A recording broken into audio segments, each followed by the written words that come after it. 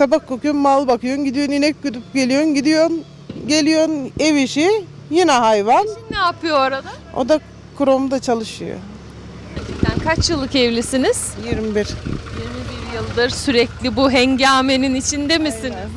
Peki geldiğiniz yerde baba ocağında da böyle miydi? Aynen.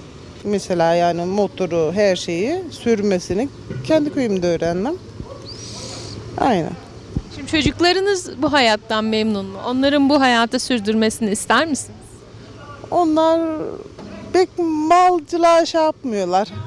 Hani çalışmak istiyorlar, okumak istiyorlar. Okurlarsa kendilerine. Okumazlarsa görüyorlar hayatı. Kolay gelsin. Sağ ol. Size de kolay gelsin.